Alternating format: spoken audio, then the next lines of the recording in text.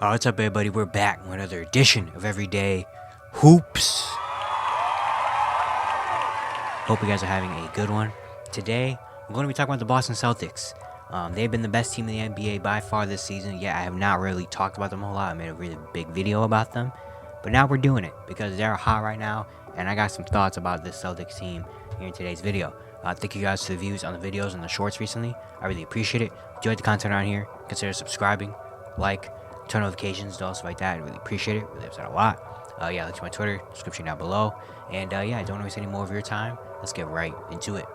So Boston has basically been dominating the NBA the entirety of the year. They've been the best team in the league, no questions asked. And right now they're currently on a 10-game win streak, which is the biggest winning streak so far in the NBA this season. They have not lost a game since February 1st. They went 9-1 in February. Now they start off March with a win last night against the Dallas Mavericks by almost 20, almost 30, actually, right? Yeah, that's 10, 20, yeah, almost 30. They've been dominant. This entirety of the year, they've been dominant. Obviously, they've been the best team in the league. There hasn't really been much to talk about because they've just been going crazy. The only time I really talk about them is if, like, Jayson Tatum and them come up, or if we do videos where we talk about every team, or power ranking videos, which I did yesterday. If you missed that, you can go back and watch that on the channel. And so now I kind of really want to get a little bit more into the Boston Celtics and talk about them because, again, I haven't really talked about them so far in the video. But I want to talk about them because I have some thoughts about this team. So, first of all, when you look at the numbers and stuff, they have just been absolutely dominant.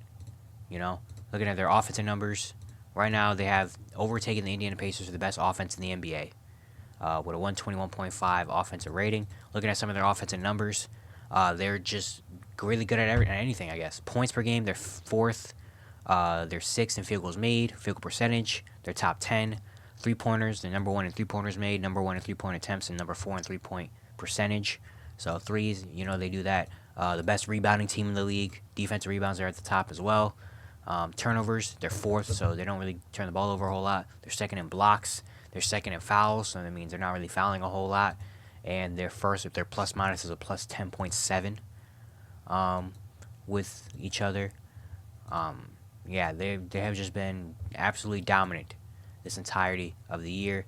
You even look at their true shooting percentage, they're second. Effective field goal percentage, they're third. I feel like everything on the offensive end, they just do it, especially their threes, all that stuff. And then their defense, they have the number 3 defense. So you have a number 1 offense and number 3 defense. You're doing some things right. You look at some of their defensive numbers against other teams. They're really good defensive team. They're second in opponent field goal percentage. Teams only shooting a little bit under 45% from the field. Only the Timberwolves allow a lower field goal percentage. 3-point percentage, opponent 3-point percentage, they're number 2. Teams are shooting almost about a little bit under 35% from 3 against them. The Pelicans are the only team that allows teams to shoot less. And also, they're not giving up easy ones. They're first in the league in opponent free throws made. They're tied for first with the Lakers in opponent free throw attempts. So they're not letting teams get to the line on them against them. They have done that. They're top 5 in opponent assists per game. Opponent steals, they're second. Opponent blocks, they're first. So teams aren't stealing the ball against them or blocking them. And opponent points per game, they're 7th. They average almost 110 points per game, which right now in the NBA isn't that crazy. The only thing about their defense that is very surprising due to the numbers is they don't force a lot of turnovers. They're actually last in the league. They only force about 11 turnovers per game. The Pistons force more turnovers than the Celtics, which is kind of crazy to think about. And also on offense, they're like the 30th in steals per game. So it's interesting that they're they're elite defense, yet they don't get a lot of turnovers. They're just really good at one-on-one individual defense. Maybe we have guys like Duhon and Derek White, the guards and stuff like that. But numbers-wise, they look insane, obviously. The net rating is number 1 in the league. It's been number 1 in the league. And you just watch them play, and you just see, this is the best team in the NBA. Jayson Tatum has been phenomenal, having another phenomenal year. Probably going to make All-NBA first team or something again. Averaging 27, 8, and 4, a steal per game, 47% from the field, 36% from 3. And I credit Tatum a lot. I said this in my MVP video I did the other day, that Jayson Tatum has kind of made his game really good in a sense of that, he could be going out and dropping 35. We know how talented Jayson Tatum is, how much he's done. He could really go out and try to win the MVP this year, but it feels like he kind of isn't because he's kind of letting everyone else do his thing and he gets in when he fits him. This team is so good, Jayson Tatum doesn't really need to go crazy, which is another thing why I said he probably won't win an MVP this year, because he doesn't really need to be as elite or as insane numbers wise as guys like Shea or guys like Jokic or guys like Giannis and Luka and them, because he has a good enough team where he can have 25 points, he can have 20, he can have 18 dang near, and they can still win. Last night he had a really good game. He had 32 points, but he's just been so good. Jaylen Brown has been really good as well, averaging 22, 5, and 3, a steal, 50% from the field, 34% from 3. He's been great as well. Kristaps Porzingis, though. Kristaps Porzingis, to me, personally, I feel like is the second most important player on Boston behind Jayson Tatum. Kristaps Porzingis is super important to this team because you could see when he's out there, when he's on the court, they're unstoppable. It feels like. When he's out there on the court, that's what makes him the best team. He's played in 44 games. They're 35-9 with Kristaps Porzingis on the court. Like, what he does to this team is just so irreplaceable. He's averaging 27 and assists, almost 2 blocks, shooting 52% from the field, 37% from 3. He hasn't played in a whole lot of games, 44 out of a possible 61 games, because they're kind of taking it slow, which I don't mind that at all, especially if they have a good enough team where they don't need him every night. So I don't mind them, kind of sitting Porzingis on back-to-backs and stuff like that, as long as he's ready for the playoffs. Because, again, I feel like he's just so important to this team that they need him in April and May and June if they get there. Like, they need him. He just brings a whole other dynamic to this team, brings a whole other paint presence, which they don't really have, because, again, they're a team that lives or dies by the three in a sense. But now you have Porzingis, you add another element to that game. Defensively, he also does some good things, and you have him. And then you have the guards. Derek White is the best role player in the NBA.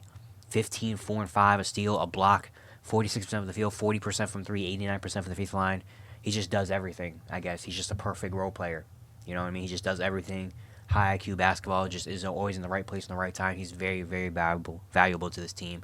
And then Jrue Holiday. Sometimes I watch the Celtics and I forget. I'm like, oh, who is that? Oh, yeah, I forgot. They had Jrue Holiday on their team, one of the best perimeter defenders in the league. He's averaging 13, 5, and 5. He's shooting 48% from the field and 45% from 3. And then you have him that can, of course, offensively he can do his thing. He's shooting really well from 3, and then defensively he can lock up the other team's best player. Man. And then you have the bench, which was a big thing, I feel like, for me coming into the year. It's like, how's the bench and depth going to do? And they've done really well. Al Horford at 37 years old is still very valuable for shooting 40% from 3, playing a lot of minutes. Him and Porzingis kind of get the night off. They get the switch back-to-back. Al Horford at 37 still is a great basketball player. Still does his thing. Payne Pritchard now is kind of a part of his team. He's played the most games. He's played in 59 games.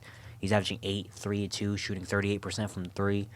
He's been doing some solid things. Sam Hauser is an elite three-point shooter, 41% from 3, but also is a lot better than you think on the defensive end. Luke Cornett has come in and actually gave him some good minutes. They brought in Xavier Tillman from the Grizzlies, which I think was a really good move because he's a very good big man. O'Shea Brissett does solid things. Like this depth has been a lot better than what I expected it to be, and it just all led to them being the best team in the league. Shout out to Joe Mazzulla for doing his thing, and Brad Stevens for putting this team together and making it work. At first when Brad Stevens went to the front office, I was very interested because I was like, he could be a good GM because he's already coached his team.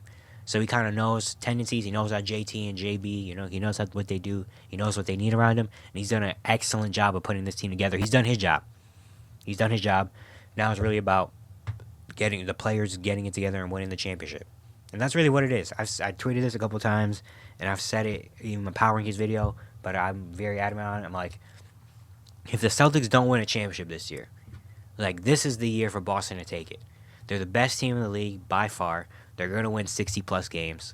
They're going to be the best team. They're going to be set up to win a championship. And especially now you have Philly kind of out of it with Joel Embiid. Even if he does come back, who knows?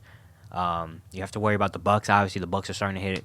Their stride. You have New York when they get fully healthy. If they get fully healthy, we'll see. We think they're going to be good. Cavaliers are still hot. You have some things. But the Celtics are the heavy favorites right now. I would say they're the heavy favorites right now. They have the best team. They've been the best team. The roster they put together is amazing. They play on offense and defense. They're elite at it. This is the year for Boston. Everything is set up. All the dominoes are falling into place. Now, of course, it's easier said than done. Obviously, when you win a championship, you need health. You need, some luck involved, obviously. Yeah, you need a lot of different things. You need matchups. You need a lot of different things, obviously, to win a championship. But if it was anybody's year, it's the Boston Celtics. And now it's kind of to the point where they're getting so good, and they're getting to a point where it's like if they don't win a championship, big things potentially could happen in Boston. Now again, that's a few months down the line. We're still in March. We still have a whole month and a half left to go of the season. They have about 21 games left. So we're not even near the end of the season yet.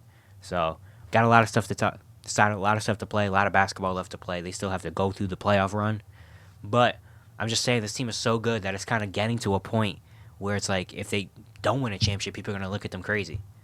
Like they're such a good team and such a favorite that's how I'm kind of starting to look at this team, in a sense.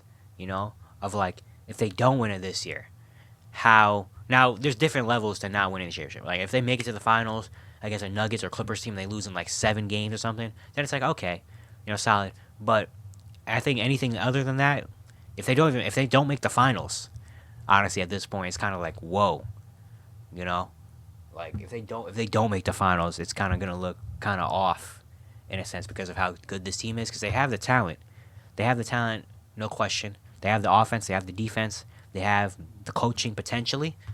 This where we're really gonna see is Joe Mazzulla, a championship level or a high end, like how great is he of a coach? I think we're gonna see that a lot in this playoff series, in this playoff run.